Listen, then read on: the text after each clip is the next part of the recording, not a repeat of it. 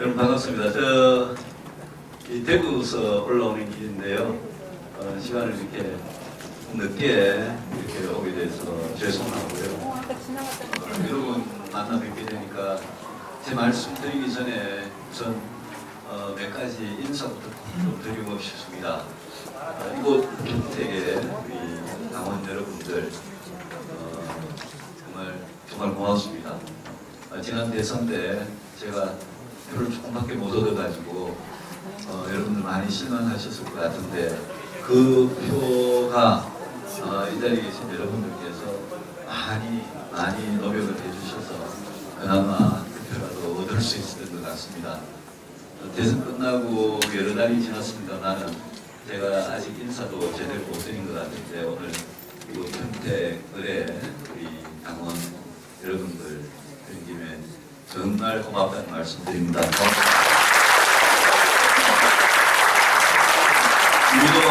유희동 의원님께서 저를 이렇게 부인도 앞에 계시는데 그 남자인데 남자로서 소환해 제가 유희동 의원님한테 정말 어려운 그런 일들을 많이 겪게 됐습니다. 지금도 어디 가지 않고 이제 같이 이렇게 뜻을 해주고 있어서 정말 감사드리고 저희들 바른정당의 국회의원이 20분 계십니다. 계시는데 저희들이 무슨 어떤 일을 할 때 몇 명이라도 정말 뜻을 같이 모으는 게 정말 쉽지 않습니다. 특히 정치를 하는 이 여기에서는 사람들마다 다 생각이 다를 수도 있고 또 정치적인 어떤 계산이라 그럴까요? 이런 게 다 다를 수 있어서 정말 끝까지 같이 가는 게 힘들고 정치를 오래 하다 보면 오늘의 동지가 내일은 또 적이 되는 경우가 많고 그런데 우리 유희동 의원님 같이 뜻을 해주셔서 정말 늘 마음속으로 고맙게 생각하고 제가 저 사람한테 진 빚을 언제 어떻게 갚을 수 있을지 굉장히 무섭습니다만 언제나 제가 갚을 수 있는 날이 오기를 바랍니다. 여러분들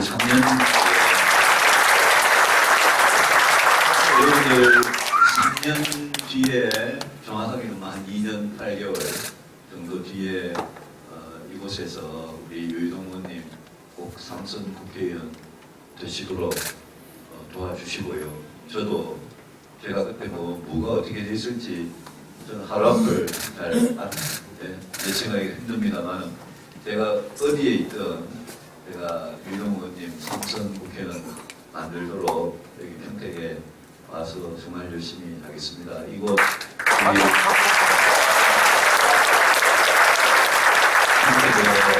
평택의 동지 여러분들께서도 이렇게 뜻을 합쳐주시고요. 정치가 뭐 이렇게 굉장히 지금 이렇게 오늘 이 순간에 눈에 보이는 거 그게 전부인 것 같아도 사실 저는 이제 정치를 한 지 지금 18년째입니다. 유희동 의원도 국회 생활까지 다 하시면 굉장히 오래됐고요. 정치가 지금 우리 눈에 보이는 거, 우리 눈에 보이는 문재인 대통령, 우리 눈에 보이는 문재인 정부, 더불어민주당, 또 자유한국당, 우리 바른정당, 국민의당, 정의당, 우리 눈에 보이는 이 세력, 우리 눈에 보이는 숫자, 오늘 이렇게 방송에 신문에 보이는 게 그게 굉장히 중요한 것 같아도 정치라는 거는 이렇게 긴 세월 돌이켜보거나 또 앞으로도 길게 보면 이게 어느 순간 마음이 어떻게 바뀌어서 바뀔지 모르는 게 정치입니다. 그건 왜 그러냐면 정치를 하는 주체도 우리 사람이고요. 저나 유희동 의원님 또 이 저희들을 이렇게 뽑아주는 사람도 여기 계시는 여러분들, 우리 국민들 이거 표라는 거는 정말 마음이고 저희 어머니는 이제 저희 아버지가 정치를 하셔가지고요 국회를 2번 하셨는데 저희 어머니 늘 선거를 이렇게 치러보고 제 선거도 같이 옆에서 용어를 쓰시고 이러면서 선거라는 건 한 표 또 이기면 이기는 거거든요. 근데 표 한 표 한 표가 사람의 마음이고 민심이고, 그래서 우리가 그 민심의 바다 위에 떠 있는 우리 정치인님들이 언제 이 배가 뒤집힐지 모른다. 민심이 성이라면 그냥 뒤집어 버린다. 우리 지난 가을에, 겨울에, 봄에, 바꾸에 그런 일들이 언제 또 이 정부한테도 저희들한테도 언제 일어날지 모르는 겁니다. 그래서 지금 현재 여러분들이 보는 그런 세력, 숫자, 그 정치인들, 그거는 정말 좀 속된 말로 어느 한순간에 정말 촛불이 훅 하면 꺼지듯이 훅 하고 갈지 모르는 거고, 다만 저희들이 앞으로 이 민심을 어떻게 잡느냐, 그게 전 굉장히 중요하다고 생각합니다. 바른정당이 제일 욕을 많이 먹고 어려운 데가 요즘 대구입니다. 오늘도 대구에서 새벽부터 행사를 하다가 왔는데 70대 남자는 저를 팍 꼬려 보시기로 하시고, 또 20대, 30대, 40대는 막 사진 찍자고 뭐 날리고 좋아한다고 날리고요. 근데 제가 대구에서 저희들이 이제 박근혜 대통령하고 관계된 여러 가지 일들 때문에 대구 경북에서 제일 어렵고 한데, 거기도 사실은 언제 어떻게 바뀔지 모릅니다. 그래서 오늘 제가 여러분들께 말씀을 드리고 싶은 것은 제가 여러분들한테 용기를 드리고 싶고, 또 저도 우리 평택의 동지 여러분들한테 용기를 받아가고 싶고요. 그래서 길을 주고받으면서 오늘 한번 우리 파이팅 하는 그런 날로 오늘 생각하고 왔습니다. 여러분들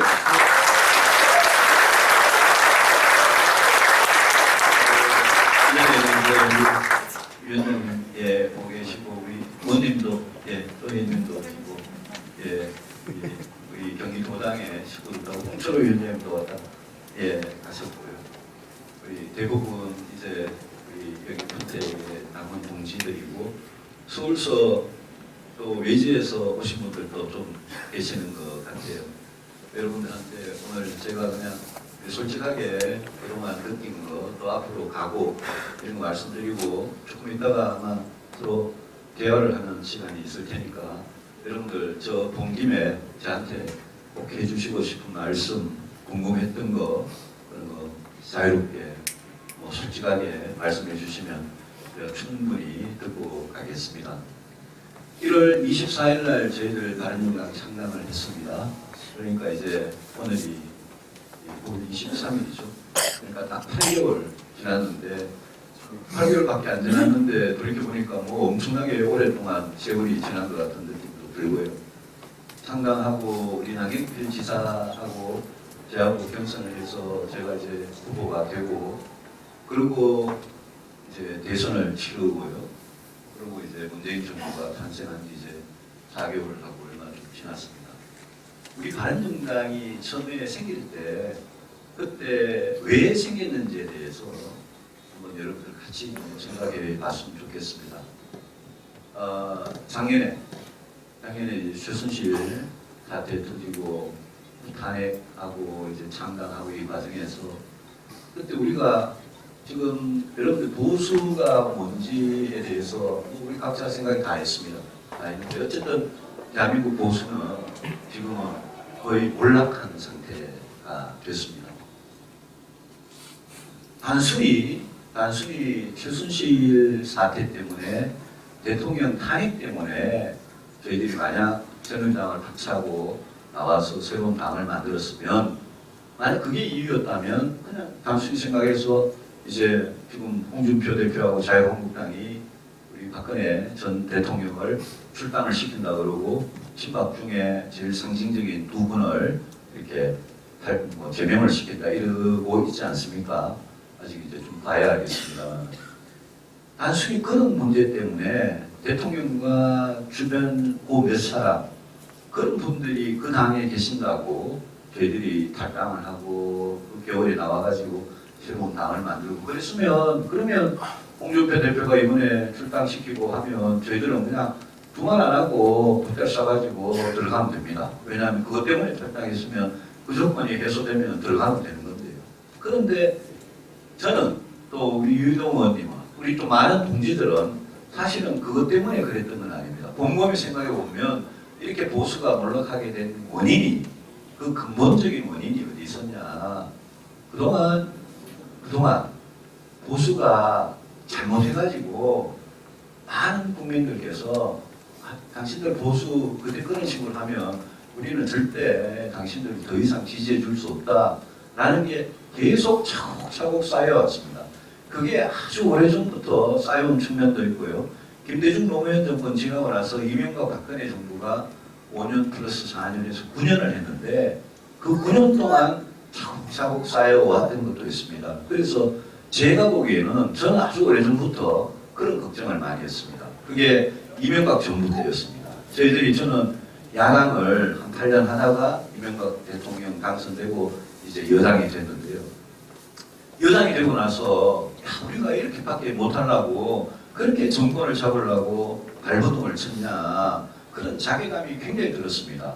김대중 노무현 정부 때는 지금 문재인 정부도 마찬가지입니다만 김대중 노무현 정부 10년을 지내면서 저는 직장 때려치우고 당에 들어가가지고 저 잘못하는 김대중 노무현 정부는 정말 어떻게든 우리가 힘을 모아가지고 정권을 되찾아와야 되겠다라고 이를 깨물고 그때는 뭐 제일 앞장서서 저는 투쟁을 했던 사람인데 막상 2007년에 대선에서 530만 표 차이로 이기고 이명박 정부가 탄생하고 5년이 지나고 또 2012년에 박근혜 정부가 또 탄생해가지고 4년이 지나고 이렇게 9년을 지내면서 우리 여당 안에 있으면서 우리가 과연 잘하고 있느냐, 국민들이 우리를 사랑해주고 지지해주고 우리를 믿어주느냐에 대해서 점점 더 확신이 없어지면서 여러 가지 자괴감에 빠져들기 시작했습니다.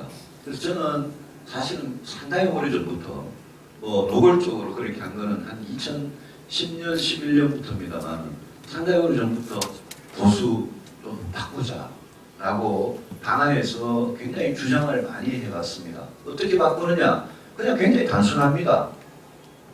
그냥 부패하지 말고 깨끗하자 제발. 또 우리 헌법에 법률에 정해놓은 거 우리 특권의식 가지지 말고 그대로 우리 칼같이 지키자. 대한민국이라는 이 나라가 늘 북한, 중국, 러시아, 일본 그 사이에서 그냥 바람 앞에 촛불같이 맨날 그런 문명이니까 이 나라를 정말 튼튼하게 지키자. 그 다음 마지막으로는 갈수록 IMF 위기 이후에 갈수록 보면 우리 사회가 잘 사는 사람, 못 사는 사람의 격차, 뭔가 권력을 갖고 있는 사람과 그렇지 못한 우리 중산층 서민 간의 어떤 평등하지 못한 문제, 이런 문제가 갈수록 심각해지는데 우리 보수가 그런 문제 고치는데 별로 한 일이 없으니까 우리가 대한민국이라는 공동체가 어떤 내부의 문제 때문에 무너지지 않도록 이 공동체를 지켜가자. 뭐 단순하게 그런 지키자 하는 게 지키는 게 보수니까 그런 중요한 가치들을 우리가 지켜보자라고 이야기를 해왔습니다. 그런 이야기들이 이명박 정부 당시에 대통령한테 또 박근혜 정부 당시에 대통령한테 뭐 별로 통하지는 않았습니다. 그런데 그런 게 차곡차곡 쌓여가지고 우리 스스로 개혁을 못하고 우리 스스로 똑바른 길로 가는 그런 개혁을 못하는 사이에 그런 게 차곡차곡 쌓였다가 작년에 10월에 최순실 사건이라는 게 뭔가 막 그냥 굶은 종기를 이렇게 툭 터뜨리듯이 터져버린 겁니다. 여러분 만약 최순실 사건하고 탄핵 사태 없었으면 그러면 지난 5월 9일 날 대통령 선거 없었고요. 그죠? 그러면 박근혜 정부가 뭐 아무리 잘못해도 그대로 임기 다 갖고 지금 아직도 대통령 선거 없었고 올해 12월 19일 날 대통령 선거 할 거 아닙니까? 그죠? 그러면 올해 12월 정상적인 대통령 선거 했으면 여러분들 우리 그때 뭐 탈당도 안 하고 그냥 새누리당 안에 그대로 있고요. 그러면 여러분들 보수 정당 새누리당이 과연 이길 수 있었을까? 한번 자문해 보시면 저는 오래전부터 이번 2017년 12월 선거는 우리가 굉장히 이기기 어려울 거다라고 생각을 했습니다. 그래서 미리미리 우리 보수가 더 좀 잘하자, 더 깨끗하게, 더 따뜻하게, 더 정의롭게 외교 안보는 철저하게 지키되 우리 내치 민생하고 관련된 거는 여러분들 이 자리에 계신 대부분 여러분들이 아마 스스로 중산층 서민이라고 생각하고 계실 거 아닙니까? 중산층 서민들한테 이분들이 더 잘 살 수 있도록 잘하자라고 이야기를 했고, 저는 우리 당 안에 많은 분들이 그런 어떤 보수의 개혁, 보수의 혁신, 보수의 변화에 대해서 마음은 같이 했는데 저희들이 굉장히 적극적으로 행동을 못했습니다. 그렇게 어리버리하게 그렇게 5년이 지나고 6년, 7년, 8년이 지나고 9년이 지나면서 이 사건이 그냥 터져버린 겁니다.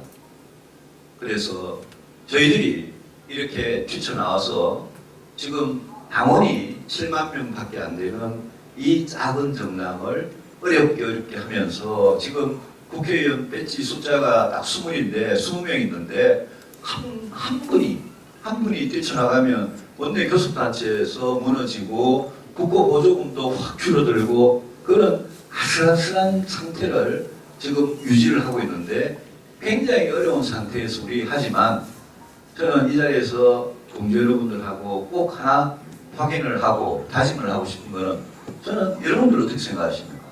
우리가 가고자 하는 길, 보수가 옛날 보수, 낡은 보수, 부패한 보수, 옛날 보수가 하던 그식 그대로 해가지고 지금 20대, 30대, 40대, 50대한테 완전히 외면받고 기껏 해봐야 대구, 경부, 부산, 울산, 경남 거기에 경로당에 있는 할배 할매들하고 70대, 60대, 70대, 80대 일부하고 거기 지지만 받는 그 보수로 우리가 과연 다시 선거를 이길 수 있느냐, 정권을 되찾을 수 있느냐, 그 보수로 대한민국을 과연 우리가 다스리겠다고, 지배하겠다고, 통치하겠다고 그렇게 나설 수 있느냐 한번 생각해 보십시오. 저는 그건 굉장히 어려운 일이라고 생각을 했습니다. 그래서 달리해보자 이렇게 생각했고, 자유한국당도 저희들이 떠나온 집입니다만은 그 집안도 좀 바뀌었으면 좋겠고요.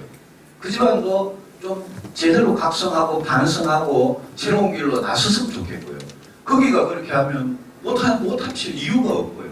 그런데 여러분들 작년, 올해 탄핵 이후에 저 자유한국당이라는 새누리당을 이어받은 저 보수 정당이 하고 있는 게 과연 다수 국민들이 인정해 줄 정도로 잘하고 있느냐, 거기에 대해서는 많은 분들이 잘하고 있지 않다라고 생각을 합니다. 물론 우리 바른정당도 아직까지도 갈팡질팡 좀 하고 있습니다. 전혀 예상치 못했던 사고도 터졌고요. 그래서 뭐 국민들 앞에 낯을 들 수 없는 그런 일들도 터졌고, 일들 터질 때마다 뭐 엄청 당혹스럽죠. 그런 일 터질 줄도 몰랐습니다. 대표가 물러나고 또 우리 남경필 지사한테도 아들이 문제이긴 합니다만 그런 문제 터지고, 그런 문제 터질 때마다 국민들이 우리를 얼마나 따갑게 보고 잘 느끼고 있죠. 근데 그건 이제 개인의 일이었습니다만은 다시 돌아와서 우리가 가고자 했던 그 길이 잘못되지 않았으면 여러분 그 길에 대한 포기, 그 길이 잘못됐다고 생각하지 않으신다면, 그 길이 옳다고 생각하신다면 포기하는 그런 일은 저는 없어야 된다 생각을 합니다. 그래서 앞으로 저는 이렇게 생각합니다. 앞으로 언젠가는 보수를 전체를 아주 넓은 중도까지 합친 이 보수를 전체를 한번 평정을 해야 됩니다. 그죠? 진짜 제대로 된 통합을 해야 됩니다. 통합을 하되 우리 몇 명이, 바른정당 몇 명이 그냥 다시 기어가듯이 자유한국당으로 그냥 기어 들어가는 그런 식의 흡수가 아니라 보수가 제대로 가는 길로 그 새로운 길 위에서 그 길 위해서 통합을 해야 됩니다. 그 길 위해서 통합을 하는 거라면 자유한국당 사람들하고도 할 수 있고요.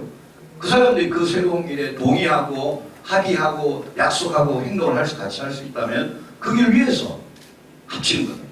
자유한국당도 합치고요. 국민의당 안에도요.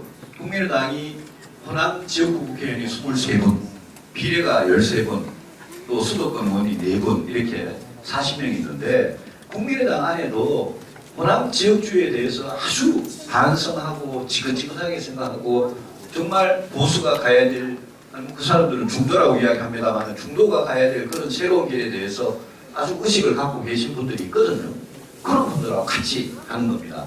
그래서 저는 대한민국 전체에서 우리가 보수라고 하든 아니면 중도 보수라고 하든 그런 새로운 보수 세력이 진짜 원칙과 가치와 새로운 길에 대한 합의를 가지고 크게 합칠 그날까지, 그날은 우리 바른정당이 중심이 되는 겁니다. 우리 바른정당이 수가 작지만 우리가 가는 길이 저는 옳다고 생각합니다. 왜 그러냐요? 생각해 보십시오. 외교안보 민주당하고 국민의당 오늘 얼마나 오락가락합니까? 사드에 대해서도 전술핵에 대해서도 오락가락. 외교안보 우리 길 저는 맞다고 생각합니다. 민생은 저는 자유한국당이 반성할 부분이 굉장히 많다고 생각합니다. 우리가 가는 길이 맞다고 생각합니다. 그래서 이 길 위해서 자유한국당 사람들도 우리가 설득하고요. 국민의당 사람들도 설득해서 언젠가 같이 뭉쳐서 그렇게 해서 보수가 세력도 합치면서 제대로 된 길을 가면 저는 그때 가면 제대로 문재인 정부도 저희들이 제대로 견제를 할 수 있다 이렇게 생각을 합니다. 지금 문재인 정부를 제대로 견제를 못 해가지고 답답하신 분들 굉장히 많으실 겁니다. 문재인 정부 저희들 확실하게 견제를 하려면 어떻게 해야 됩니까? 저희들 그냥 단순히 선거 앞두고 그냥 합치고 이런 것보다는 그래가지고는 국민들 마음이 안 따라주니까 저는 국민들 마음이 따라오도록 해야 되니까요. 저희들 그때까지 정말 국민들한테 저 사람들이 하는 저런 식이라면 우리가 한번 믿고 따라가 줄 수 있다 이런 마음이 들 수 있도록 그런 정치를 하자는 겁니다. 그래서 거기에 저는 우리 유일홍 의원님하고 여기 계신 우리 현택의 우리 나훈동지 여러분들하고 그 길로 꼭 같이 가고 싶습니다. 여러분들 자신감 절대 잃지 마시고 그 길로 가면 언젠가는 우리가 정말 국민들 마음 먹고요. 국민들 마음 먹고 나면 그 다음부터요 잘 풀릴 겁니다. 선거도 잘 풀리고 저는 제대로 된 진정한 통합도 잘 풀리고 그래서 여러분들 꼭 거기에 대해서 이제 겨우 8개월밖에 안 해보고는 벌써 포기하고 이거 아닌가 보다 이러고 왔던 길 자꾸 힐끗힐끗 돌아보고 그러면서 자유한국당에 아무 의미도 없이 그냥 흡수돼버리는 그런 식의 통합보다는 이왕 이렇게 새로운 길로 시작한 거 용기를 가지고 어떤 어려움이 있더라도 같이 극복해 나가고 그런 모습을 국민들한테 보이면 국민들께서 저 사람들 진짜 어려운 길인데 제대로 하려고 노력하는구나. 우리 국민들 너무나 무서울 정도로 똑똑하신 분들입니다. 잘합니다. 정치에 대해서 요새 관심도 굉장히 많고요. 20대, 30대, 40대, 50대, 특히 20, 30, 40대 투표율이 작년 총선부터요 엄청나게 높아졌습니다.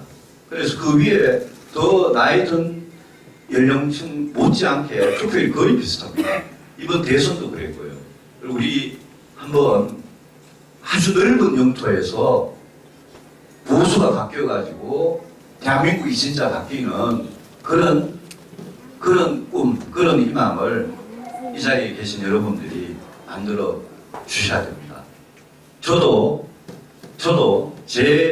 제가 정치를 하는 이제 남은 소명이 저는 그거라고 생각합니다. 제가 뭐 여기저기 개선하고 잔머리 굴려가지고 제가 어디에서 어떻게 줄을 잘 서면 다음 대통령 되는데 제가 제일 쉽겠냐. 저는 그렇게 하지 않겠습니다. 저는 여러분들하고 제가 말씀드린 그 길 위해서 제가 혹시 운이 안 좋아가지고 그 길 위해서 제가 죽는 한이 있더라도 그 길 위로 갈 거고요.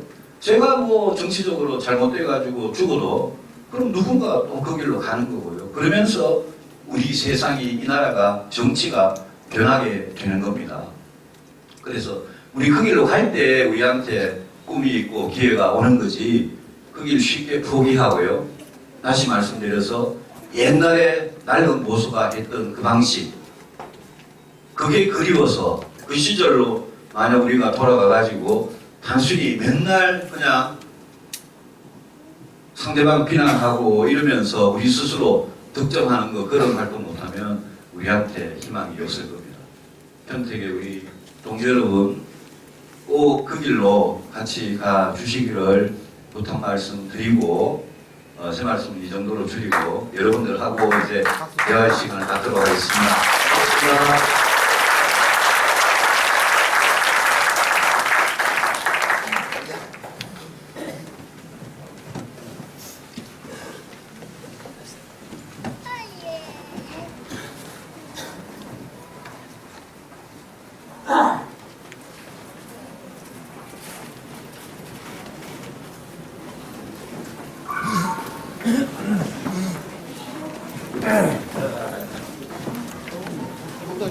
잘 들으셨나요? 네. 기대하신 만큼 되셨습니다.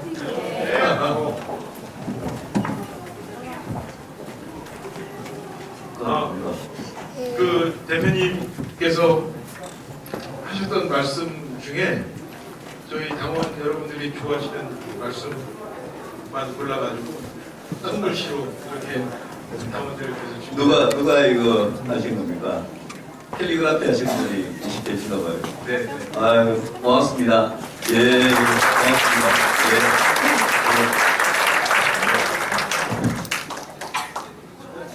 네, 언제 왔어요? 아유, 고맙습니다. 예. 누가 만드신 겁니까? 이 자리에 계십니까? 아, 예. 대표님 오신다고 그래가지고 그 당원 여러분들께서 미리 좀 질문지를 좀 주셨어요. 그래가지고 여러분들께서 궁금해하시는 사항 제가 정리해가지고 왔습니다. 그 내용 끝나면 플로어에 계신 여러분들께서 뭐 질의하실 거 있으면 그 현장에서 질문 받도록 하겠습니다. 아버지. 우선 저에 대해서는 어떻게 생각하고 계십니까? 유희동 의원님을 이렇게 처음 가까이에서 본 게 2015년, 그러니까 이제 14년 730 대부선으로 들어오시고요. 그때는 이제 그냥 섞였어요, 보다가. 제가 이 사람을 처음 그냥 이렇게 가까이서 진짜 오래 본 거는 2015년, 14년 아마 말쯤 제가 평택에 왔습니다. 15년 초인가요? 이왕구 당시 원내대표 갑자기 국무총리로 가시게 돼가지고 새누리당 원내대표 경선을 하게 돼가지고 제가 이렇게 딱 보니까 이 사람은 설득을 잘하면 혹시 표를 한 표 얻을 수 있을까 싶어가지고 평택에 낮에 와가지고 어디 이렇게 안내해준 일식당에 횟집에 가가지고 같이 점심을 먹었습니다. 한 분이 더 계셨는데요. 점심 때 회를 먹으면서 그냥 이렇게 반주를 한잔 하면서 나중에 보니까 술을 되게 마시는 걸 별로 안 좋아하고 많이 못 마시는데 그날은 계속 받아 마시더라고요. 그래서 술을 굉장히 잘하는 줄 알았고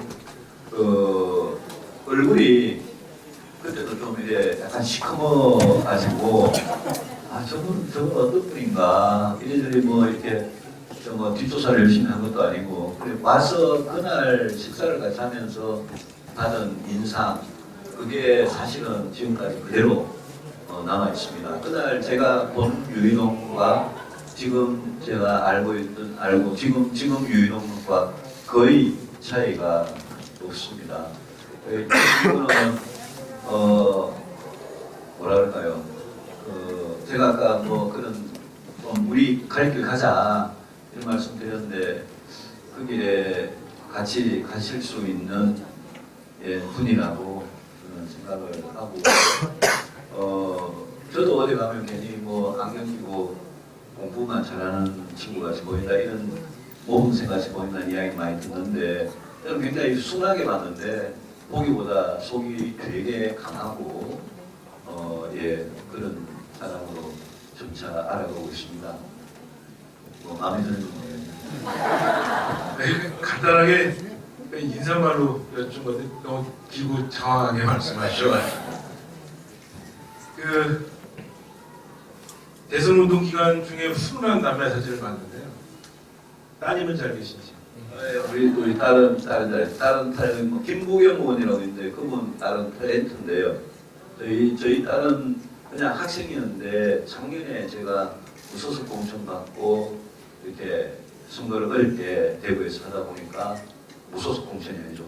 공천 못 받고 무소속으로 나가지고 어렵게 하다 보니까 그때부터 괜히 카메라에 노출돼가지고 그냥 대학생이 카메라에 노출돼가지고 남들이 알아보니까 굉장히 스트레스를 많이 받고 또 직구전 일 당하고 나면 한 번씩 울기도 하고 그러는데 워낙 성격이 이제 밝았어요. 아주 잘 지냅니다. 뭐 저하고는 아주 저희 집에서는 저희 집 사람보다 저희 아들보다 딸이 저를 제일 많이 도와주는 그런 편입니다. 네. 그 토론회를 본 분인가 봐요. 토론회를 보니까 수치들을 서슴없이 말씀하시던데 그 많은 숫자를 다 어떻게 배우시는지. 그 숫자를 뭐 일부러 토론회 전에 막 달달 배우고 그런 건 아니고요.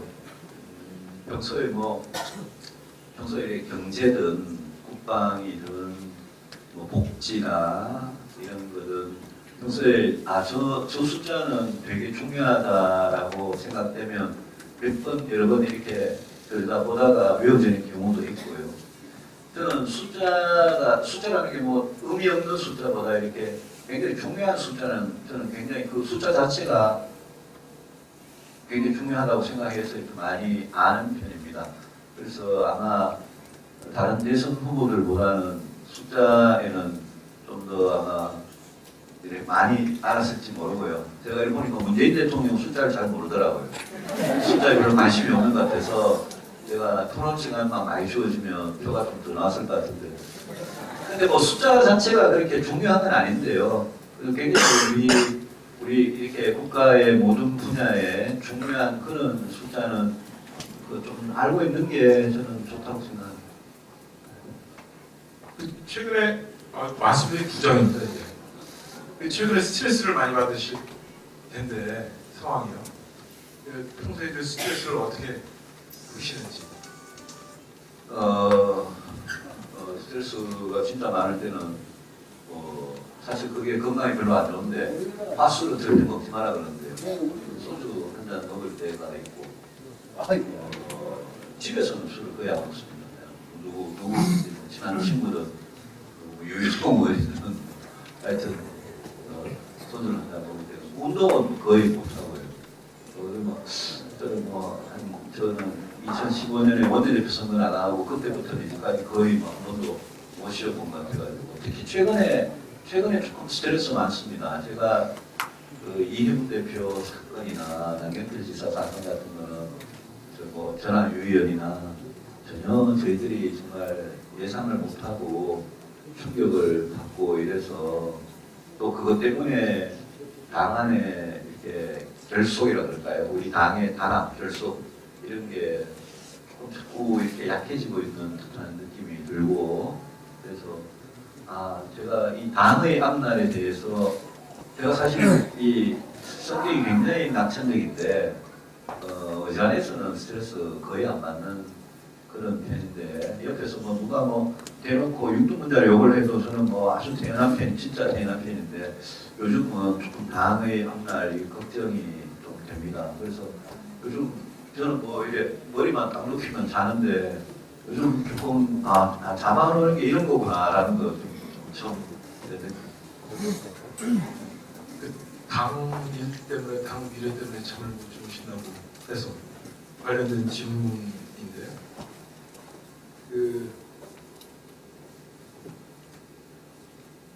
국민통합토론과는 별개로 바른정당 일부 의원님들은 한국당과 공조를 해야 한다고 주장하고 나섰습니다. 보수 통합이 필요하다고 보시는지, 보수 통합이 이루어진다면 언제가 적절하다고 보시는지. 아까 말씀드렸습니다만 저희 당 안에는 자유한국당으로 돌아가고 싶은 분이 계시고요. 또 국민당하고 같이 하고 싶은 분이 계시고 또 뭐 그런 거 저런 것도 보다는 우리끼리 일단 국민의 신뢰부터 좀 더 얻자라고 생각하시는 분이 사람 생각은 뭐 다양할 수 있습니다. 근데 자유한국당과 관련해서는 이제 이런 게 있습니다. 이게 결국 보수가 이대로 좋으냐 아니면 바뀌어야 되냐 이 차이인데요. 보수가 뭐 박근혜 전 대통령 탄핵 사태 정도만 제외하고는 보수가 잘못한 게 뭐 있냐. 기존에 하던 그런데요. 그 같이 우리가 기존의 보수가 가던 그 길대로 그냥 가면 된다라고 생각하시는 분들은 자유한국당으로 하고 돌아가고 싶어하거나 통합하고 싶어하거나 이런 분들이 이런 경향이 많고요. 그게 아니고 지금 이제까지 해왔던 자유한국당 새누리당식의 보수 잘못됐다. 자유한국당 저 사람들도 바뀌어야 된다. 이렇게 생각하는 분들은 저분들이 단순히 그냥 아까 제가 말씀드린 대로 대통령 출당시키고 뭐 한두 번 제명하고 이걸로 우리가 바뀌었다라는 거는 이 말이 안 된다. 우리 자유한국당이 기존의 국민을 대하는 태도, 정치를 하는 철학, 정책 이런 것들이 좀 바뀌어야 된다라고 생각하는 분들, 제 같은 사람들 이런 사람들은 그냥 자유한국당하고 그냥 아무것도 없었다는 식으로 통합을 하거나 거기에 들어가거나 이런 데 대해서 반감이 굉장히 크고요. 국민의당에 대해서는 워낙 안보 때문에 걱정이 좀 있습니다. 그분들은 김대중 정부의 햇빛 정책의 계승자들이기 때문에 지금 이런 상황에서도 국민의당 안에는 안보에 관해서는 이렇게 두 개로 이렇게 좀 쪼개져 있습니다. 저는 우리가 하고 싶었던 정치, 우리가 바른정당이 가고 싶은 길, 그 길이 저는 옳다고 생각하기 때문에 저는 그 길 위에서 자유한국당 사람들, 국민의당 사람들하고 저는 정말 좀 진정한 그런 우리가 뭔가 정치를 하면서 원칙, 방향, 가치 이런 걸 가지고 좀 뜻이 맞는 사람들끼리 해보자. 그런 차원의 통합은 저는 좋다고 생각을 합니다. 그래서 그런 차원의 통합이라면 저는 빠를수록 좋다라고 생각하고 그런 통합이라면 저는 마다할 이유가 전혀 없습니다. 이런 점을 가지고 앞으로 안철수 대표가 됐으니까요. 안철수 대표하고도 국민의당 누구하고도 또 자유한국당도 마찬가지입니다. 이야기할 수 있다고 생각하고 정치라는 게 그런 가능성을 보고 우리가 세력을 합치면 그런 세력이라면 아마 유인호 의원님하고 이 평택에서 같이 하는 여러분들도 그런 정치라면 좋다. 그런 통합이라면 새로 불리면서 좋다라고 동의해 주실 수 있을 겁니다. 그런데요. 만약 우리가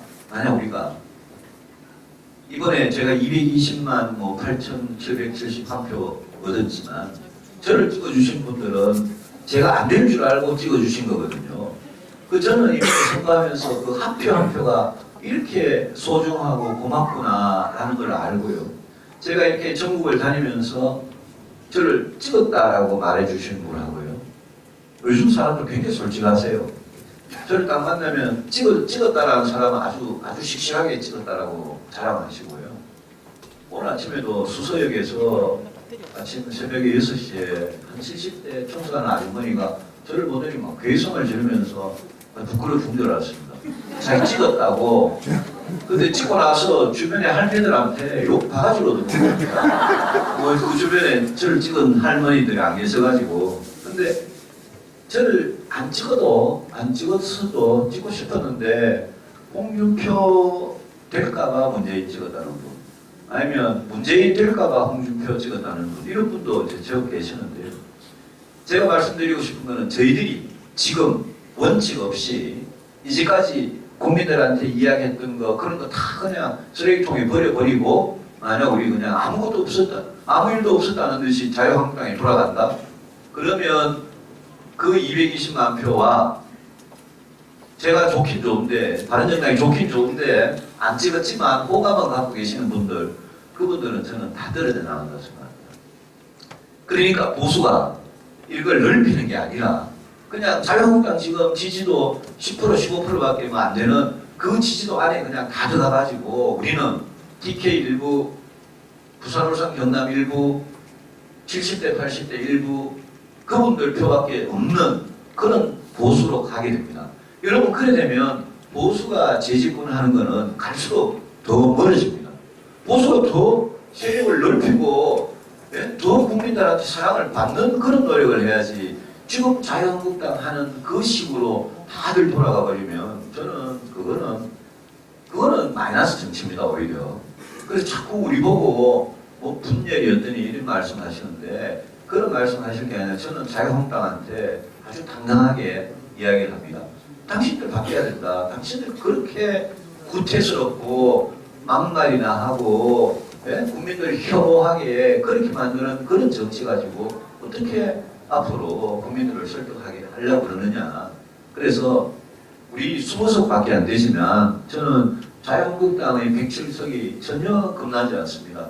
여러분 지금 자유한국당에 여러분 존경할 만한 정치인이 누가 있습니까? 여러분 홍준표 대표 존경합니까? 여러분 거기에 누굴 존경합니까? 정치라는 거는 아무리 107석이 있으면 뭐합니까? 다음 선거에서 한 방에 다 갈 수 있는데. 그래서 저는 아주 앞으로 총선까지 3년 남았고요. 지금 문제가 이제 지방선거인데 지방선거도 그 전에 제가 말씀드린 그런 식의 새로운 세력의 규합 이런 게 가능하면 제일 좋고요. 만약 그게 불가능하면 그 다음 총선까지 우리가 시간을 가지고 그런 노력을 해야 국민들께서 명분 있는 통합인지 아닌지는 국민들이 딱 보면 아십니다. 그래서 저는 결코 명분 없는 그런 정치공학적인 그런 통합 그거는 아니다. 그런 점에서 저는 지금 자꾸 우리 당 의원님들 중에 자꾸 엉덩이가 들썩거리는 그런 의원님들을 설득을 해야 된다. 최대한 설득을 해보고 그렇게 하겠습니다. 그 220만 대표라고 하시죠. 무슨 전화번호 같은데요. 229개 8771번입니다. 혹시 문재인 대통령이 등장한 숫자는 기억하시나요? 제 그밖에 모릅니다. 또 앞서서 말씀하셨지만 중요한 숫자만 기억을 하시는 분이어가지고 그 숫자는 의미가 없는 것 같습니다. 이분 한 분 요거를 좀 마지막으로 해볼까 싶어요. 저는 진보 보수 잘 모릅니다. 유 의원님의 공약을 믿고 투표했을 뿐입니다. 그런데 요즘 사람들이 저에게 자꾸 진보냐 보수냐 어느 쪽이냐 묻습니다. 유승민 의원님께서 생각하시기에 보수주의자는 어떤 사람인가요?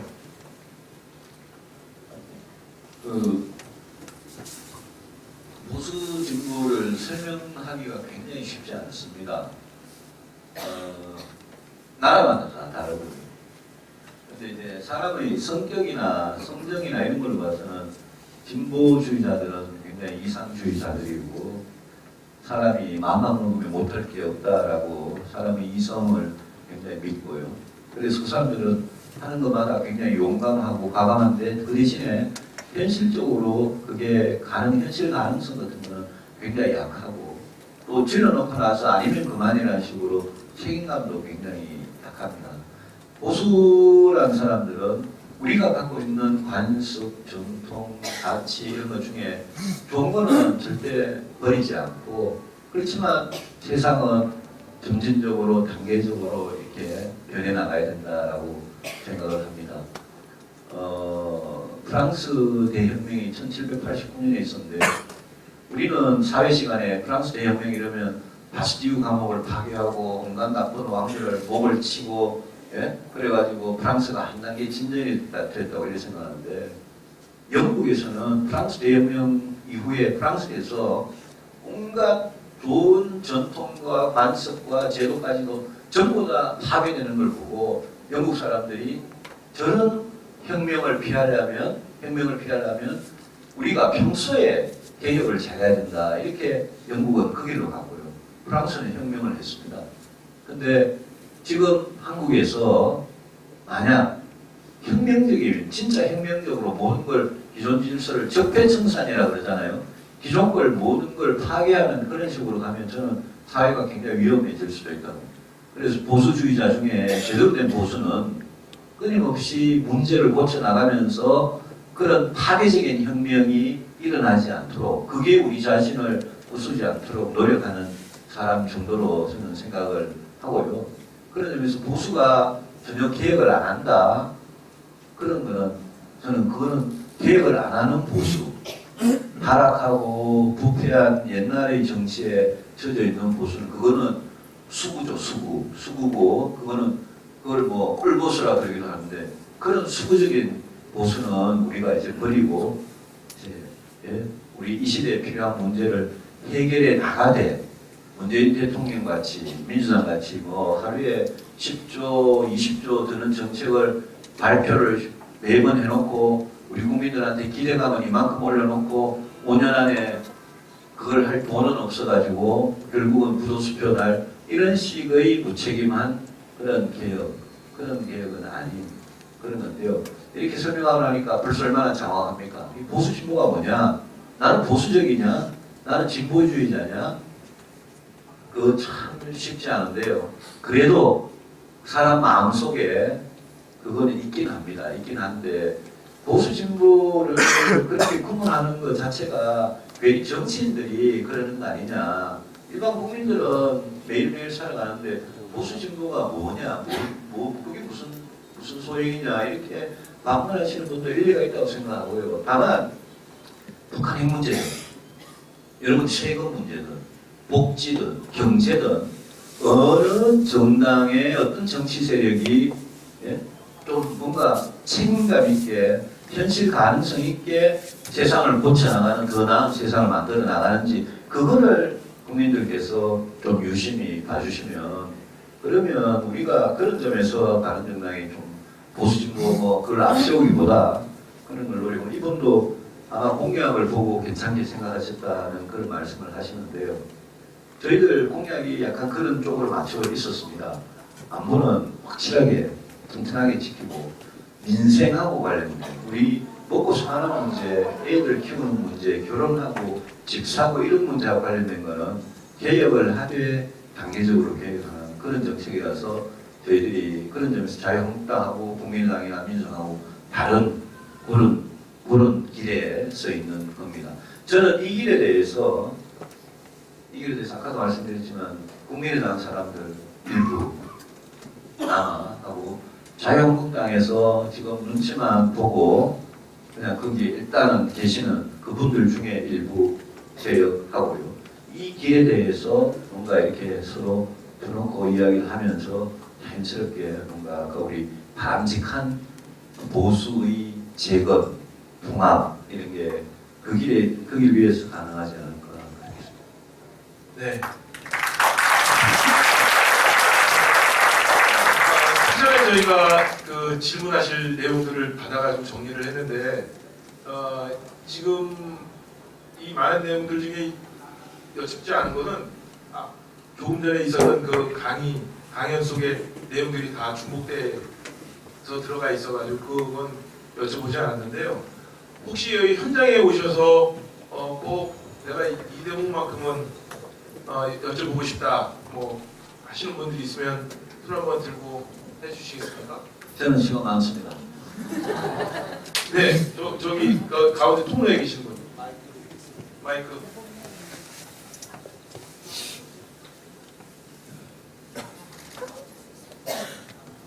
안녕하세요. 저는 일단 먼저 여기 옆에 평택고등학교 다니는 평원의 김태현이라고 하고요. 고등학교요? 네. 바른미래에서 활동해가지고 그쪽 이야기로 왔습니다. 고등학교 몇 학년이세요? 4학년이요. 예? 3학년이요. 예. 자, 이렇게 나이가 좀 어리다 보니까 교육, 일단 질문 두 가지인데 교육 쪽에 한 가지 먼저 질문을 드리겠습니다. 지금 현재 문재인 정부에서 수능 절대평가를 1안 2안으로 구분했다가 현재 어떻게 보면은 국민들의 눈치와 그런 시선을 보고서는 감정적으로 1년을 연기를 하게 됐습니다. 의원님께서 그 대선 후보였을 때 공약으로 수능을 자격고사화 한다고 하셨는데 혹시 지금도 자격고사화를 해야 하는지 아니면은 현재 상태인 상대평가를 유지하는지 그거에 대해서 먼저 일단 한 가지 여쭙고 싶고요. 두 번째로는 제가 혹시 이국종 교수님이라고 아세요? 아주대학교 외상외과 예, 압니다. 예. 그분에 대해서 제가 되게 많이 존경하고 좋아해가지고 드라마 그분을 다른 드라마인 골드타임도 막 자주 즐겨봤고 그랬는데 현재 외상외과라는 게 되게 많이 부족합니다. 제가 의대를 가려는 생각은 없지만은 외상외과에 대해서 많은 교체, 많은 그런 개혁이 필요하다고 저는 생각을 합니다. 현재 20대에서 40대까지 사망 원인 중에 1위는 바로 외상으로 인한 교통사고나 그런 교통사고로 인해서 죽는 사람들이 거의 대부분인데 그분들은 되게 안 좋은 그런 택배 기사분들이거나 그런 되게 힘드신 분들이 그렇게 사회를 이끌어 나가시는데 그렇게 사고를 당하는 거 보고 되게 안타까웠거든요. 혹시 외상외과에 대해서는 어떻게 다른 생각이 있으신지 그거에 대해 여쭙겠습니다. 감사합니다. 부산 서방인데 질문이 굉장히 섭섭하죠. 근데 부산에 여기 와 있으면 부모님들이 저를 싫어할까봐 겁나는데. 평택의 수준입니다. 아니 그 부모님 아세요? 학생 여기 온지? 그 수능 절대평가는요. 그 절대평가로 언젠가는 가야 되는 방향은 저는 맞다고 생각합니다. 그런데 이 절대평가에 대해서 왜 그렇게 반발을 하느냐. 여기에 대해서 이제 이 절대평가를 하기 시작하면 상대평가보다는 변별력이 낮아지면서 다른 게 중요해지고요. 그 다른 게 중요해지는 다른 거를 지금 학부모들이 저 도저히 못 믿겠다. 이런 마음이 때문이거든요. 예컨대 학생, 학교생활 기록 같은 그거를 진짜 믿을 수 있느냐, 그게 공정하냐에 대해서 학부모들이 굉장히 의심이 많고, 그런 의심이 그게 그냥 의심으로 그치는 게 아니라, 저도 애들 둘이 다 이렇게 그냥 일반 고등학교 배정되는 대로 그냥 키웠는데, 학교에서의 이 평가라는 부분에 대해서 그 평가가 굉장히 공정해야지 이제 우리가 내신을 중시하는 그런 이제 대입 제도로 갈 수 있는데, 그런 부분에 대해서 부모들이 신뢰가 약하고, 그리고 우리나라 사람들은 학생들이나 학부모들은 그냥 시험 봐가지고 그 시험으로만 뭔가 좀 하는 그런 걸 원하지, 막 복잡하게 해가지고 막 이것도 해야 되고 저것도 해야 되고 이러면 못 사는 집에 부모 학생들일수록 더 어렵다라는 이런 또 피해의식이 많잖아요. 그래서 저는 문재인 정부가 5월 10일 날 대통령이 되셨는데 이 수능을 건드리는 이 부분을 좀 여러 군데 찔러보고 수시 정시 비중을 앞으로 어떻게 할지, 수능을 절대평가할 상대평가할지 어떻게 할지, 절대평가를 한다면 과목은 뭐로, 아까 1학 2학 말씀하셨는데 뭐로 할지, 이런 부분에 대해서 시간은 얼마 안 되는데 그냥 질러놨다가 너무 빠르게 했다가 부모들 반발이 심하니까 집어넣은 것 같아요. 학교에서 지금 기간제 교사들을 그러니까 정규직으로 전환하는, 비정규직 교사들을 정규직으로 전환하는 문제도 그렇거든요. 비정규직 문제에 대해서 신경을 쓰는 거는 그 자체는 좋은 접근 방법인데, 그걸 무조건 그냥 전환한다 이러니까, 그러면 교육대학이나 사범대학에 가가지고 그 고생을 하면서 임용고사를 치고 임용이 안 돼가지고 기다리는 그 사람들은 그럼 좀 뭐냐, 그 고생을 왜 하고 기관주 교사로 간 사람들은 갑자기 정규직이 되냐, 이런 부분에 대해서 좀 신중하게 생각을 안 했던 정책들을 막 해가지고 학교에서 이런 문제가 생기는 것 같아요. 그래서 저는 이 문제에 대해서 조금 저희들도 좀 더 보고요. 수능 자격고사하거나 절대평가로 가는 거는 저는 길게 보면 그 방향은 맞는데 그 길게 보는 방향에 가기까지 전제 조건들을 부모들의 신뢰를 얻을 수 있는 그런 학교 교육, 학교에서의 평가 거기에 대해서 더 이제 좀 완벽하게 준비가 돼야 되고요. 외상외과 이 부분은 학생이 왜 이 이야기를 하게 됐는지 모르겠는데 진짜 이거는 굉장히 좀 시급한 분야라고 생각합니다. 우리 뭐 응급실에 다쳐서 굉장히 심하게 다쳐서 응급실에 가보신 분들은 이 문제를 거의 다 겪어보셨을 건데요. 이국종 교수님 같은 분도 저는 그분이 그 아덴만 우리 청해부대 이 영웅 아니십니까? 그거 고쳐주신 분 아닙니까? 아주대. 근데 이 부분은 정부 투자도 필요하고요. 의과대학에서 이 외과가 갈수록 인기가 없는 게 이 건강보험이 그런 이렇게 이 건강보험이 잘못돼가지고 외과 가는 게 의사로서 돈벌이가 안 돼가지고 좋은 사람이 다 한때는 뭐 피부과로 물리다가 안과로 물리다가 이런 현상이 지금 제일 병원 의사들 중에 제일 중요한 두 개가 내과하고 외과 아닙니까? 근데 이 내과하고 외과에 좋은 인재가 안 몰리고 병원도 자꾸 문을 닫게 되고 그 다음에 대학병원, 종합병원도 이게 약해지고 그러면 이제 말씀하신 대로 오토바이 사고가 났거나 아니면 우리 위험한 현장에는 보통 보면 젊은 비정규직들이 있는 경우가 굉장히 많거든요. 구의역의 김모군도 그런 거고요.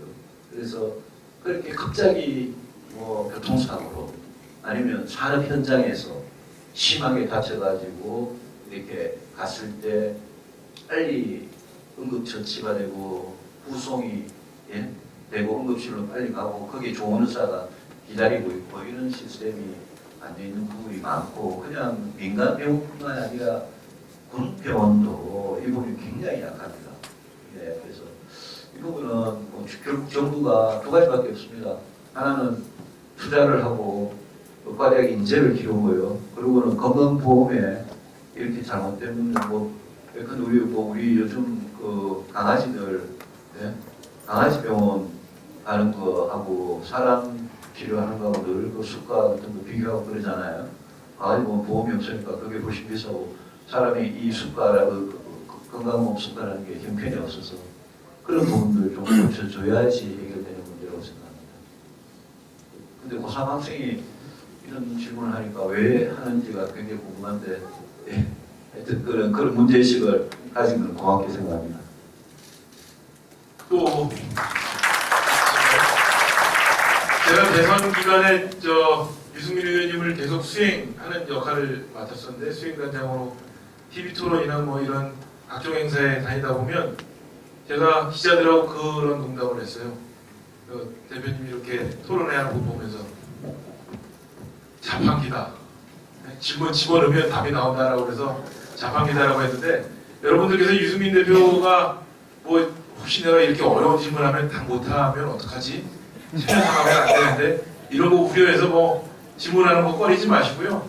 편하게 질문 해 주십시오. 네, 저 앞에 안경 쓰신 분. 유이동 의원한테 질문하시면 됩니다. 네, 안녕하세요. 먼저 말씀드리기 전에 제가 정당 지지자로서 최근 상황에 대해서 굉장히 걱정도 많았는데 오늘 말씀해 주신 걸 듣고 걱정하지 않아도 되겠다 이런 안심을 주셔서 감사드립니다.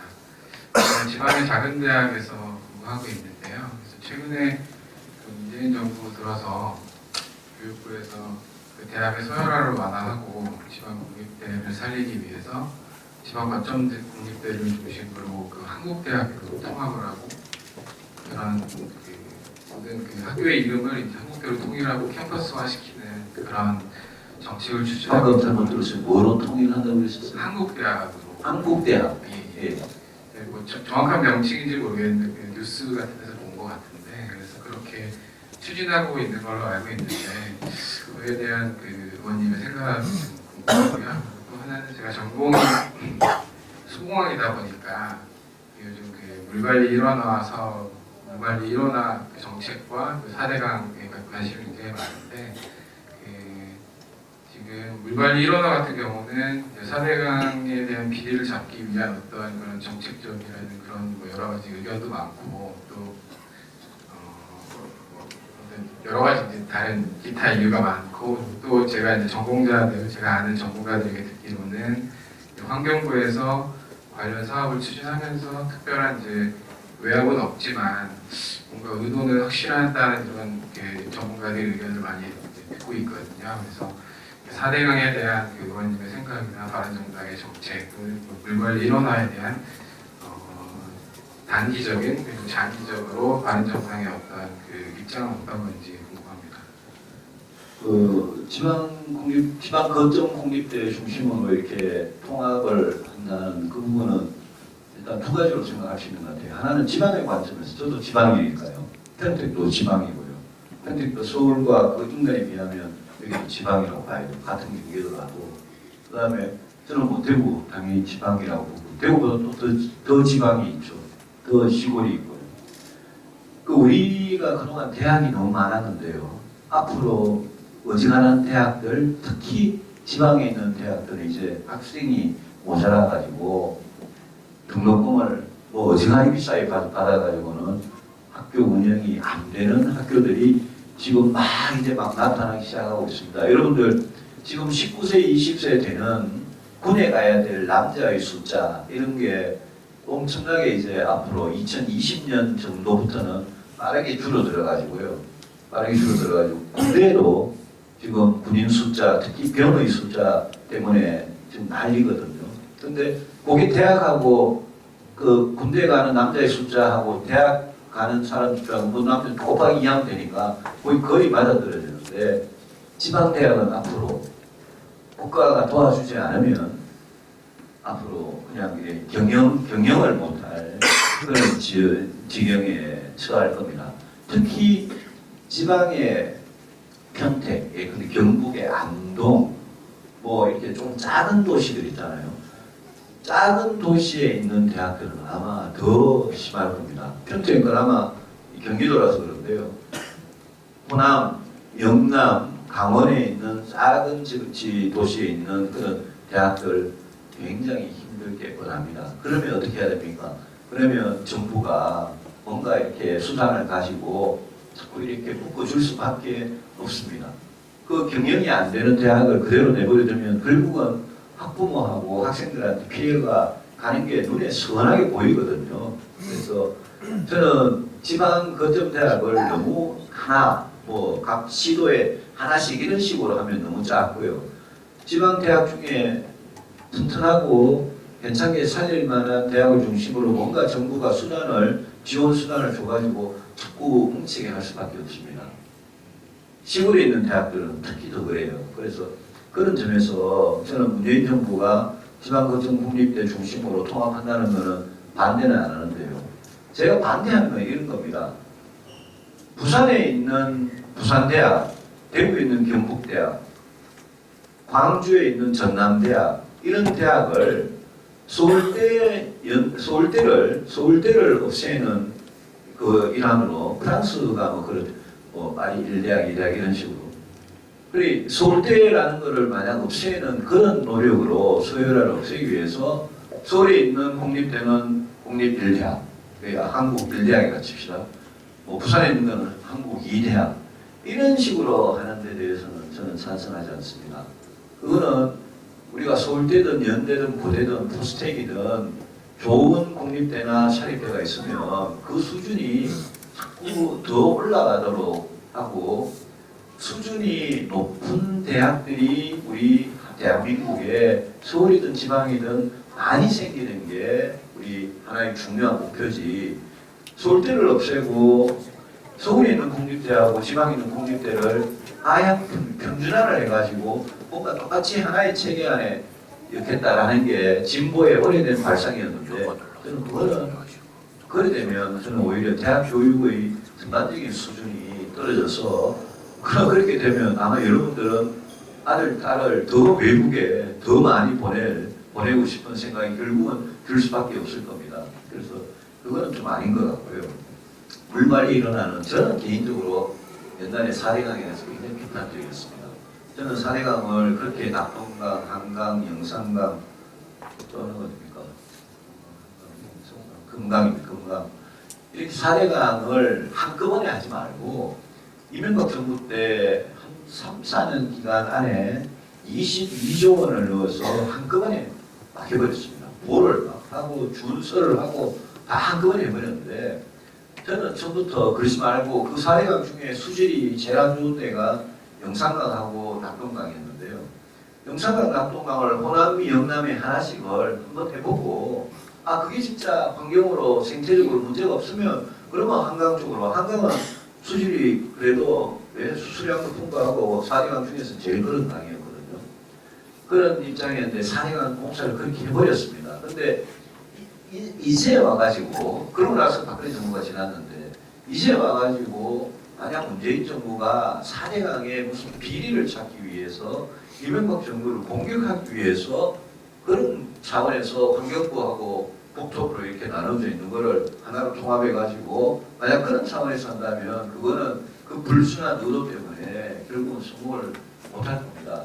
지금 물 관리를 국토부하고 환경부하고 그동안 이렇게 나눠져 있었는데 그걸 전부 다 물이라고 해서 환경이라고 해서 전부 다 이렇게 환경부로 갖고 와버리면 물이라는 게 사실 수력발전소, 전력 생산량이 중요한 수자원이지 않습니까?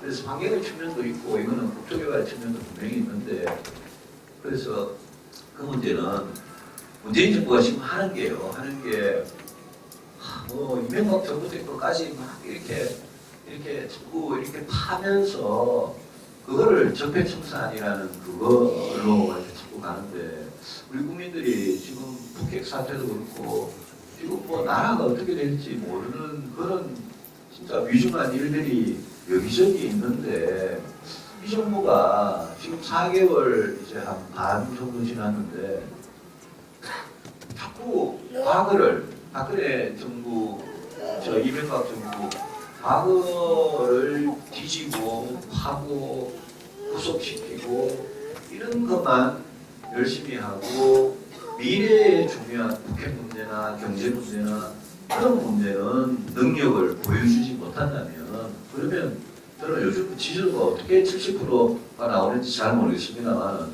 올해 못 갈 거라고 봐요. 그래서 저는 좀 이런 이야기를 저는 뭐 요즘 뭐 그냥 국회의원이니까 당 대표도 아니고 그래서 문재인 대통령하고 할 기회가 별로 없습니다만은 제가 만약 뭐 당을 대표하는 그런 위치에 가거나 이러면 저는 문재인 대통령이 야당 지도자들을 좀 만나가지고 지금 굉장히 중요하지 않습니까? 그러니까 종류 한 몇 가지라도 핵 문제가 그렇거든요. 그럼 당장 뭐 공무원을 뭐 17만 4천 명 뽑겠다 그러는데 그것도 조정을 해야 되고 교육도 아까 질문 나왔지만 몇 가지 복지도 지금 돈을 엄청나게 쓰겠다는 건데 세금은 안 올리고 할 수 있는 것 같이 지금 거짓말을 하고 있거든요. 그러니까 이런 문제 가지고 뭔가 방향을 잡아서 저희들 야당도 그 정도면 좋으니까 그 목표와 이 정도 속도로 그럼 같이 한번 국회에서 해봅시다. 이런 합의를 굉장히 건설적으로 하는 그런 노력을 했으면 좋겠어요. 대법원장이 이제 임명이 됐잖아요. 10표 차이로 됐는데 그것도 뭐 뒤에 좀 이상한 게 있습니다만 어쨌든 대법원장이 되고 나고 이번에 유엔총회 대통령 가셨으니까 돌아오셔가지고는 야당 지도자들하고 대화를 해서 뭔가 나라를 위해서 많은 국민이 동의할 수 있는 그런 합의를 해서 국회에서 저희들 안 싸워도 되게 우리도 동의할 수 있게 문 대통령도 너무 독선적으로 하지 말고 자기도 생각 좀 고치고 저희들도 합의할 수 있는 부분은 합의를 해드려가지고 이번 국회가 법률이든 예산이든 그렇게 좀 진도가 나갔으면 좋겠다 그런 생각입니다. 네, 네, 저희가 이번 질문을 마지막으로 좀 이렇게 자리를 정리해야 될 것 같습니다. 그 짧은 질문이시죠? 네, 그 여성분 마지막 한 분만 딱 듣고 여기 또 대화 문제도 있고 해서요. 네, 양해를 해주십시오. 만나뵙게 돼서 반갑습니다. 맞습니다. 약간 제가 지난번 대선 토론 때도 느꼈고 느끼지만 모든 분들이 생각하는 게 정말 유승민 의원님 보면 정말 인물 아깝다 이런 얘기 다들 생각하잖아요. 네. 진짜 우리나라 지도자로서 인물 아까운데 저는 근데 정치는 책임이라고 생각합니다. 그러니까 저희는 그러니까 예를 들어서 제가 그러니까 남편 반대에도 불구하고 유승민 의원을 찍었어요. 그거는 근데 제가 찍은 만큼 지금 유효된 의원도 제가 처음 믿고 말씀드렸는데 되게 사실 감동받았거든요. 또 저희 지역 정치인이 이렇게 좋은 생각하고 있는데 사실 잘 몰랐어요. 근데 제가 두 분한테 부탁드리고 싶은 거는 정치는 진짜 책임이라고 생각합니다. 저희는 찍을 건데 두 분이 진짜 책임질 수 있는지 그 얘기는 뭐냐면 3년 뒤, 5년 뒤 지역 국회의원이 되고 5년 뒤 대선 후보가 될 수 있는지 왜냐면 그게 안 되면 다 제가 오늘 희망을 많이 들었잖아요. 바른정당의 좋은 가치 대선에서도 계속 들었고 제가 유튜브에서 의원님 얘기도 많이 들었고 오늘 또 들으면서 아 진짜 아깝다. 아깝다 하는데 이게 아까운 걸 끝나면 국민들한테 진짜 헛된 꿈을 주는 거라고 생각하거든요. 이거는 의원님의 정치력 물론 현실이 되게 진짜 힘들고 그거 유튜브에서 보니까 다 알거든요. 근데 저희도 책임 있는 것처럼 의원님도 전 책임 있다고 생각합니다. 그러니까 5년 뒤에 대선 후보로 나올 수 있는지 그거는 오늘 상황에 대해서 제가 훨씬 더 센스가 넓은 얘기를 들었어요. 왜냐면 사실은 되게 바른정당이 너무 동양청청하는 거 아닌가 외부에서 제가 뉴스를 통해서 들었을 때 그게 사실 좀 안타까웠거든요. 왜냐면 정치는 현실이고 현실에서 책임을 져야 된다고 생각합니다. 그래서 오늘 통합에 대해서 좀 더 이제 의원님의 다른 생각을 들었기 때문에 훨씬 더 희망적이고 그게 현실화될 수도 있겠다 생각을 해요. 근데 저희한테 책임지는 건 저희가 지지를 하고 많은 분들이 앞으로 지지하겠지만 지지할 거라고 생각해요. 의원님 생각이 바르고 진짜 가치가 진짜 일종의 하나의 상품이 되는 건 시대거든요. 그래서 가치가 좋으면 다 지지할 수 있다고 생각합니다. 그것만큼 의원님도 정치력을 발휘해서 그러니까 무조건 물론 동행청청 하실 거라고 생각 안 해요. 그건 사실 정치 하수라고 생각해요. 저는 예를 들어서 현실의 때 무드란 얘기가 아니라 가치를 중시하는 가운데 괜히 5년 뒤에 헛짓꿈 갖게 하지 마시고요. 꼭 대선 후보로 나와서 책임져 주시기 바랍니다. 그리고 또 하나 지금 사실 너무 불안해요. 정치적으로. 사실은 제가 의원님 지지하면서 간단히 끝낼게요. 정치니까 제가 광동면까지 샀어요. 왜 그러냐면 광동면 샀다고요. 광동면요? 네. 예. 제가 제가 사면서 욕을 했어요. 문재인. 왜 그러냐면 제가 문재인 대통령을 지지하지는 않았지만 그래도 기대를 했거든요. 정권이 바뀌었으니까.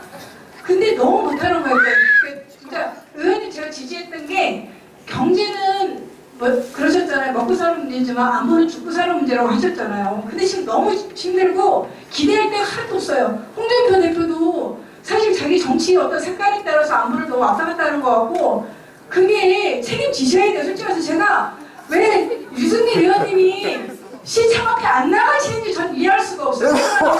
이렇게 불안한데 시청 앞에 왜 안 나가시는지. 시청 앞에요? 네, 예. 왜냐면 지금 언론이 지금 어영론으로 많이 바뀌고 이런 거 알고 있어요. 근데 그래도 의원님은 저희보다는 더 이렇게 예를 들어 사회에 영향력이 있으신 분이잖아요. 누구를 믿어요? 아무도 믿을 수가 없어요. 홍준표 대표 못 믿습니다. 그 다음에 정우택 의원이 나름대로 고음부터 하는데 너무 정치력으로 왔다 갔다 하시는 홍준표 의원님 그래 그나마 안보가 너무 불안하니까 문재인 대통령 말할 것도 없고요. 너무 허접해서 제가 말할 수가 없어요. 근데 진짜 이건 현실이거든요. 그래서 의원님 저보다는 더 정적이 영향력이 있으시잖아요. 그래서 책임감 있으셔야 된다고 생각하고 5년 뒤에 꼭 대선 후보로 나올 수 있으면 저도 열심히 하겠지만 책임감 갖고 나오셔야 됩니다. 이거 나중에 옛날에 관리가 있어서 이런 소리 안 나왔으면 좋겠어요. 네. 감사합니다. 편집 사세요? 남편은 어디 찍었어요?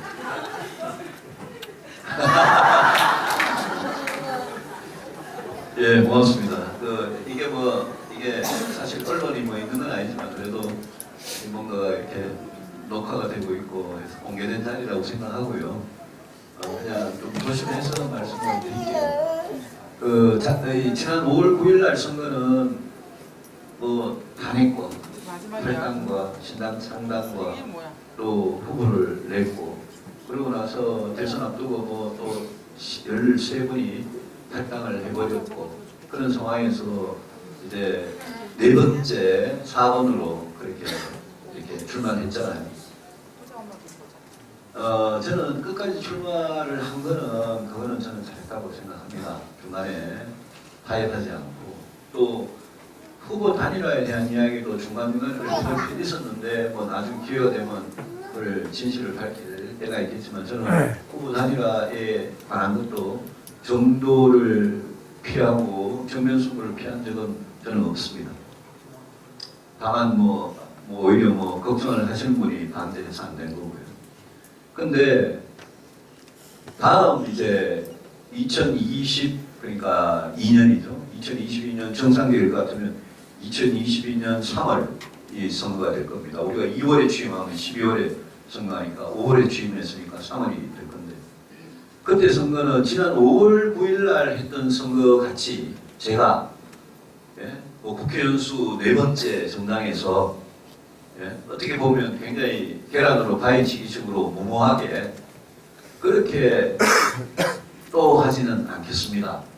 그거보다는 아까 제가 진정한 보수의 통합에 대해서 이야기를 했는데 정말 큰 길에 대해서 명분을 가지고 제대로 통합이 되는 그 보수 세력이 단일 후보를 내야지 다음에 그래야 5년 집권한 문재인 정부, 문재인 대통령의 그 다음 타자가 누가 될지 모르겠는데 그쪽은 여당 후보가 나오는 거고요. 우리 쪽에서 누군가 야당 후보가 나오고 물론 제3당, 4당이 있을 수 있지만 저는 지난번은 사실 굉장히 무모했던 그런 측면이 분명히 있었고요. 다음에는 훨씬 더 잘 준비를 해서 책임지라고 몇 번을 말씀하시는데 하여튼 책임지겠습니다.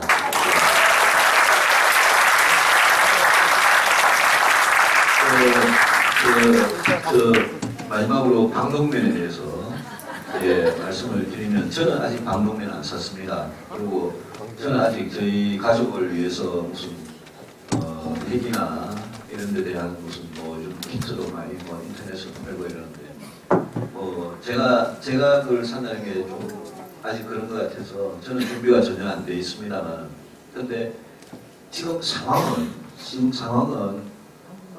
정말 우리가 이제까지 1945년에 해방이 되고 48년에 정부를 수립하고 50년부터 53년까지 전쟁을 치렀고요.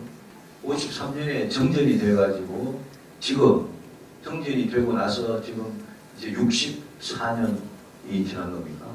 2017년이니까요.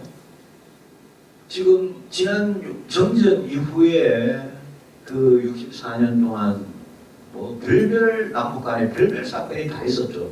최근에 여러분께서 연평도 천안함 지금 이 북한하고 미국 간에 이루어지고 있는 이 사태는 정말 심각합니다.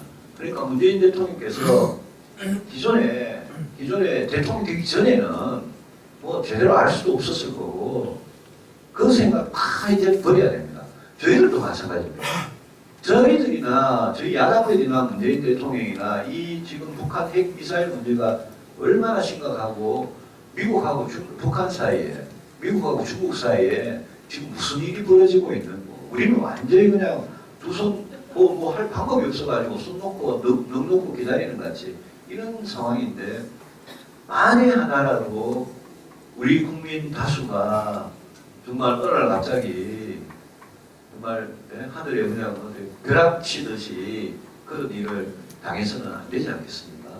그러려면 저 참 미친 같은 김정은 하고요. 트럼프 대통령도 만만치 않잖아요.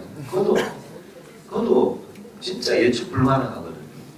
이 두 사람 사이에 우리 대한민국 대통령이 어떻게 우리 국민들 여러분들 생명을 안전하게 지키면서 이 문제를 단기적으로는 또 장기적으로는 어떻게 해결해 갈지에 대해서 진짜 문재인 대통령이 주변에 몇 사람 이야기 듣고 황당한 이야기 하고 이런 게 아니라 대화, 평화 좋죠. 평화 당연히 해야죠. 근데 지금 그렇게 할 때가 아니다라는 거죠. 그래서 저는 이 문제는 경제는 아까 말씀하셨지만 경제는 우리가 조금 나빠도 나쁜 대로 뭐 밥 한 숟가락 덜 먹고 이렇게 사는 게 경제고요.